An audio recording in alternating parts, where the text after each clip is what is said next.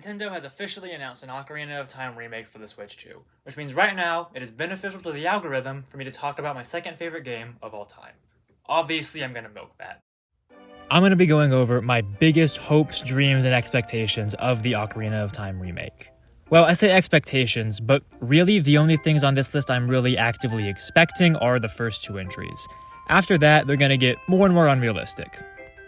First things first is what was the biggest annoyance for me when I did my recent playthrough of the game. That was saving, quitting, and not starting back where I saved and quit. Whenever you boot up Ocarina of Time, you will always start from one of two places, those being Link's house and the Temple of Time, depending on at what point in the game you're at. The only exception is if you are in a dungeon when you stop playing before, at which point you will spawn at the entrance to that dungeon. The time and place where this gets frustrating is when you're mostly trying to do side content, so you want to stop, come back later, and pick up where you left off, but if you weren't in or nearby a dungeon when you quit, you're gonna get sent back to some other place that was likely nowhere near what you were trying to do, especially if it's in the adult timeline. Realistically, this is not the biggest problem in the world, and also even if they didn't have this addition, it would likely be a non-issue on the Switch 2, considering you can just suspend the game and come back later, but I would still like a feature to pick up exactly where you left off, even outside of dungeons, if I save and quit. The next thing I want to see, and one of only 3 things in this video that I will be actively disappointed about not being included in this remake, is the ability to freely control the camera with the right joystick. Look, I grew up on Ocarina of Time, so I'm fairly used to the camera movement, but it can definitely be janky at times, and honestly, the ability to freely control the camera, especially riding around in Hyrule Field, would be really appreciated, so I'd like to see it. The next few entries are specifically going to cover things I want to see return from the Ocarina of Time 3DS port, what I consider to be the definitive version of the game. First up, in a similar vein to freely controlling the camera, I would love if they brought back gyro control aiming and touchscreen item management, which, considering this is on the Switch, is probably a given. Speaking of item management, I would love if they made the inventory a bit closer to the 3DS version than the N64 version too, specifically with the Iron Boots, Hover Boots, and Ocarinas. And for similar reasons that I want the Iron Boots to be more like they were on the 3DS, I also want them to keep the visual indicators in the water temple about which rooms raise and lower the water level. Smaller additions like that went a long way in taking some of the tedium away from the water temple and letting you approach it as the big puzzle it is, which helps cement it as one of the best dungeons in the game in my opinion. One more smaller thing I would like to see brought back are the Sheikah Stones, which are a brilliant way to introduce a hint system for those who want one without it being too obtrusive for those who don't. And finally, the thing I most want to see carried over from the 3DS version is the boss rematch feature. As a kid, I spent so much time in that thing just fighting Phantom Ganon over and over again. And the final gauntlet at the end is one of the most difficult challenges in the base game for those who want to attempt it. Really, it could only add to the game. It doesn't take anything away or get in the way of any main story stuff. Honestly, I would love if they expanded it even further to maybe include some mini-boss fights. I will say, as much as I adore the 3DS version of Ocarina of Time and stand by it as the best version of the game available right now, there are a couple things that changed from the original to that port that I think could go back to how they were before. Firstly is the darker lighting and atmosphere in the final Ganon battle. Now, I'm one of those people who actually thinks the 3DS version did a good thing by brightening it up a lot and letting you see things more clearly, but that final showdown was very much enhanced by Ganon being covered in shadows and lit up only by lightning, and I think that the new remake could do a good job to bring that back. And the other thing is blood. Don't get me wrong, I definitely don't want this remake to be super dark, gritty, and gory. That doesn't feel like Zelda to me. But come on, why is Ganondorf coughing green in the 3DS version?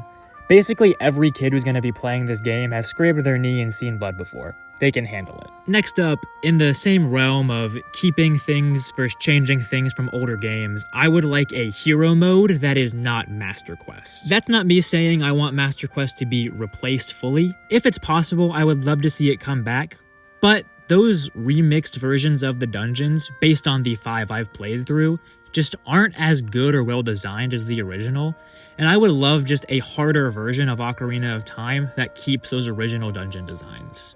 And now we have the smallest, most insignificant, and pettiest thing on this list. I want to be able to bring Epona to more places. I remember, as a young boy, trying to ride Epona through the entrance to Kokiri Forest, being all excited about bringing Link's new horse back to his childhood home, and the game wouldn't let me. Look, I know this has no bearing on the actual quality of the remake, but if, for me, they could let us bring Epona just to Kokiri Forest and maybe the first level of Kakariko Village, I would be very happy. Coming up near the end here with one of the biggest requests on this list, I would like more to do in Hyrule Field. Now, put down your pitchforks. I'm not suggesting Nintendo throw a bunch of Korok seeds all over the place. We already have 100 Skulltulas. I don't think we need any more collectibles. But there are some things they could add that I think could make Hyrule Field fuller and more engaging. Don't get me wrong, I really enjoy riding around the field on Epona, but at a certain point, it would be nice if it was a little less empty. I think doing things like adding some unique architecture, maybe just some interesting places to see and explore, maybe even a couple side quests, could do a lot to bring the world to life even more than it already is. On the topic of adding and expanding to existing areas, I would also really appreciate if they did the same for the Lost Woods. Not because it needs expanding, but because it'd just be really cool. Ocarina of Time's Lost Woods are my favorite location in all of Zelda. That first time I took a wrong turn and discovered there were other secret areas outside the main path was magical. Discovering things like the headquarters of the business scrubs or another view of the bridge you cross to leave home is genuinely an amazing feeling.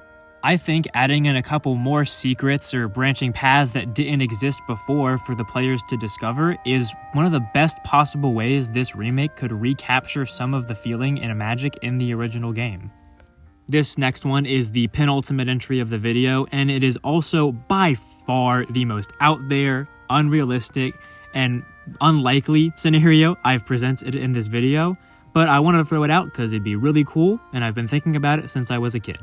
Imagine being able to explore the Sacred Realm through gameplay outside of the Sage pedestal area. Maybe even throw in a new Light Temple for Raru's medallion.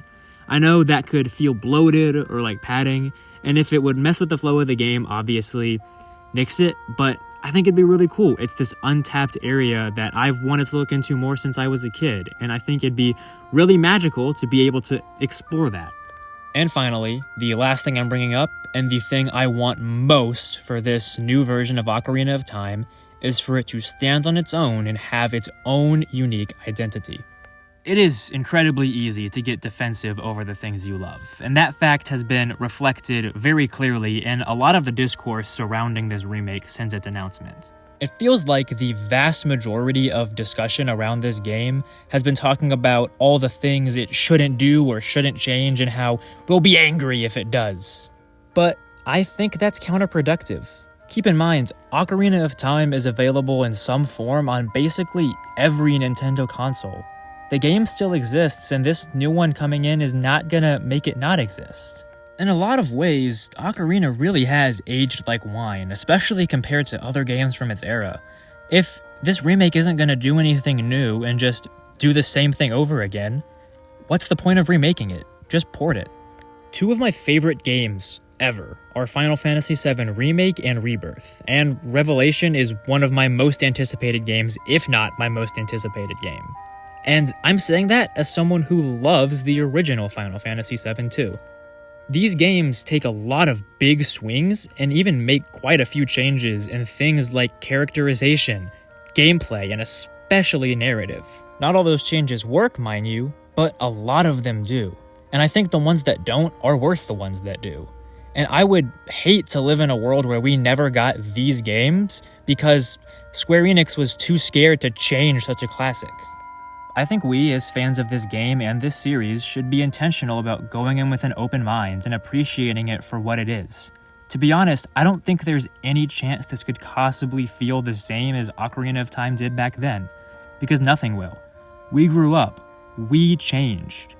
We are in a different place. Nothing can make us feel like the things back did then.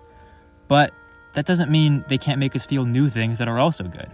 And that doesn't mean they can't give someone else, someone younger or someone newer, the chance to feel what we did back then too.